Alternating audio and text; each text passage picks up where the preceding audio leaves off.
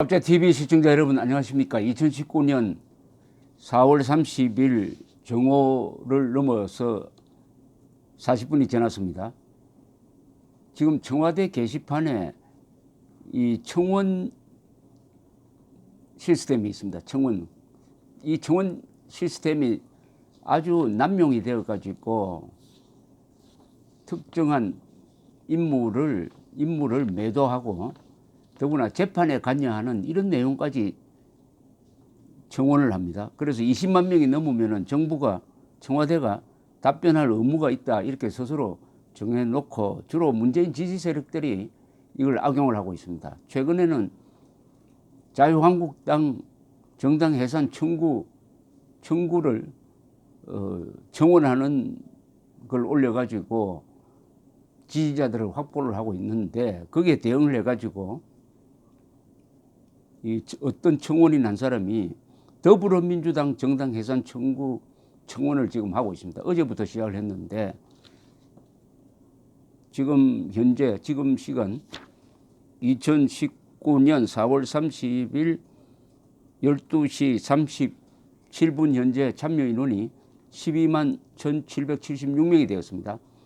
청원 마감일이 5월 29일이니까 20만 명은 이거 아마 오늘 중으로 더 능가할 것으로 보입니다.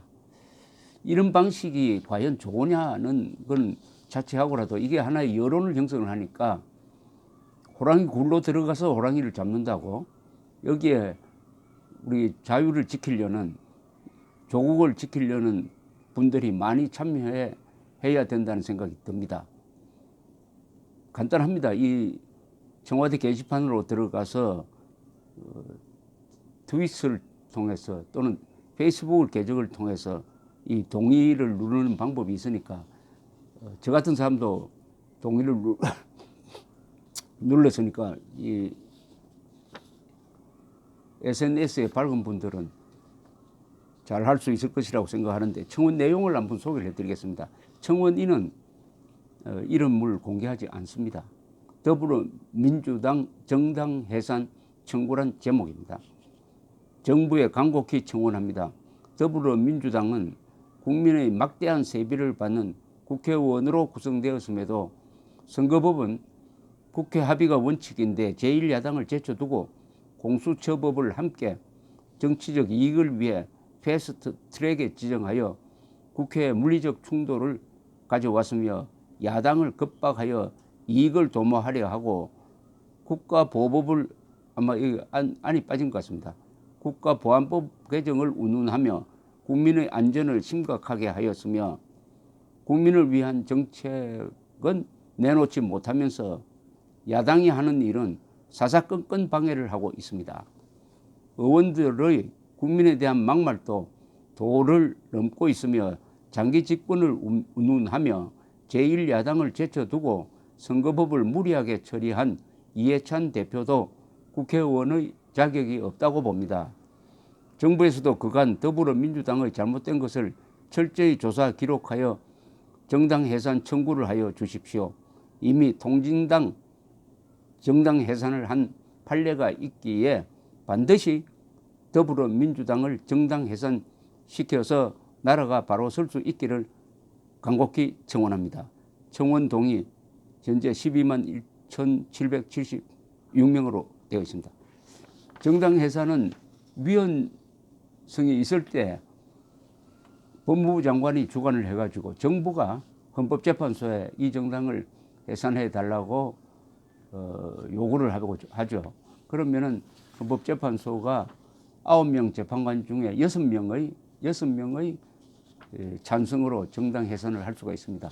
우리나라 역사상 처음으로 2015년입니까? 그때 12월이죠.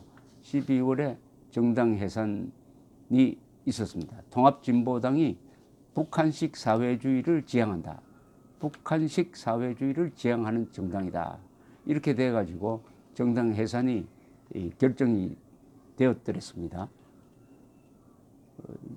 그때 그 통합진보당과 선거 연대를 한 정당이 있었습니다. 2012년 4월 총선을 앞두고 그게 바로 지금 집권당의 전신이었습니다. 집권당의 전신이었습니다. 그것은 뭘 의미합니까? 정책 연대를 하려면 이념으로도 같다는 거죠. 이념이 비슷하지 않으면 정책 연대가 불가능하죠. 그러면 해산된 통합진보당과 지금 집권한 정당 사이에는 이념적 동질성이 있다. 그 차이는 다만 통합진보당은 소수 정당이었지만 지금 집권 여당은 권력을 갖고 있다는 차이지, 이게 위헌성을 판단하는 데서는 그것은 논외로하고 철저하게 증거를 따져서 한다면은 더불어민주당이 정당 해산 요건을 갖추고 있다는 생각이 듭니다. 동시에 문재인 대통령은 지금까지 한 헌법 위반 사례를 종합하면은 이것은 탄핵 사유에 해당한다고 판단이 됩니다. 그러나 언젠가는 그것이 법적으로 다뤄질 가능성이 있습니다.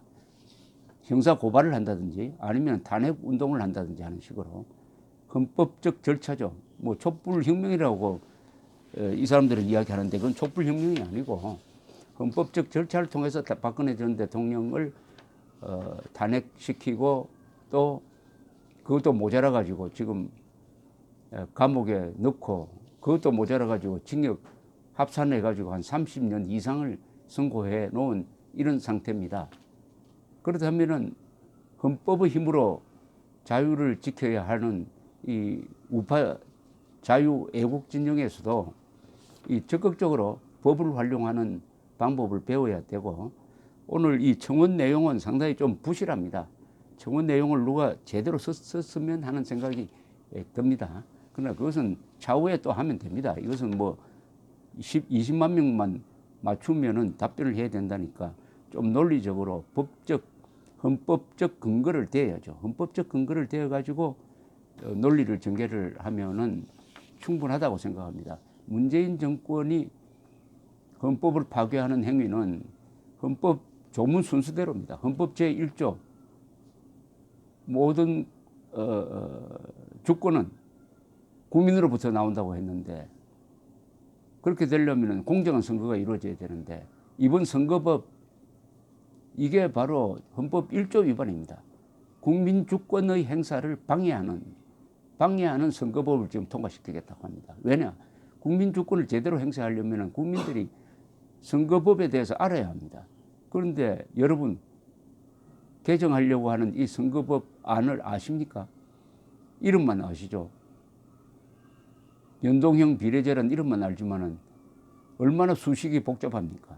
내가 던진 표가 어떤 공식에 의해서 어떤 사람을 당선시키고 어떤 정당을 밀어주게 되는데 어떤 역할을 한다, 몇 퍼센트의 역할을 한다, 이걸 알아야 되는 거 아닙니까? 1인 1표제인데 정당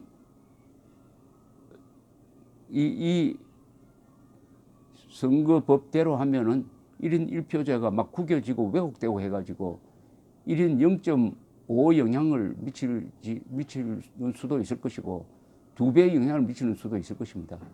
따라서 이것은 야구 규칙을 멋대로 바꿔가지고 야구를 보러 온 관중들을 혼란에 빠뜨리는, 이게 국민 주권 방해 행위입니다. 최근에 일어나는 것만 치면 그렇습니다. 그리고 문재인 대통령은 헌법 제3조 대한민국의 영토는 한반도와 그 부속 도서를 한다, 이것을 또 명백하게 위반하고 있습니다. 즉 북한 노동당 정권을 우리의 영토를 강점한 반국가단체로 봐야 되는데 오히려 그 부하처럼 행동하고 있습니다. 작년 평양에 가서 김정은이가 앉아있는 데서, 아들 볼 때는 김정은이가 앉아있는 데서 연설하면서 자신을 대한민국 대통령으로 소개하지 않고 남쪽 대통령으로 소개하고 김정은을 반국가단체 수괴로 부를 용기가 없으면은 그냥 김정은 위원장이라고 해야 되는데 김정은 국무위원장이라고 하고 평양 시민들이 민족의 지도자 김정은을 따라서 위대한 성취를 했다는 이런 망발을 했습니다. 이거 명백한 헌법 제3조 위반입니다. 그리고 헌법 제4조는 대한민국은 평화적 자유통일, 즉 자유민주적 기본질서에 입각한 평화적 통일을 추진해야 된다는 의무를 주고 있는데 문재인 대통령은 인위적 통일은 하지 않겠다. 흡수 통일을 하지 않겠다고 함으로써 헌법 제4조를 위반하고 있습니다. 헌법 제7조는 모든 공무원은 국민 전체에 대한 봉사자이며 정치적으로 중립한다고 되어 있는데 공무원들을 촛불혁명의 도구로 삼겠다고 공언하고 있는 게 이 정권이고 이 대통령입니다. 그리고 촛불혁명이라는 말 자체가 헌법 위반입니다. 헌법 위반입니다. 헌법 제11조 대한민국은 특수계급을 만들어서는 안 된다고 하는데 이 문재인 정권은 사람이 먼저다라는 말을 앞세워가지고 자기 편 사람만 챙기고 자기 편 사람에게만 법을 유리하게 적용합니다. 민노총은 지금 특수계급이 되고 있습니다. 문재인 정권 세력은 스스로 특수계급처럼 행동하고 있습니다.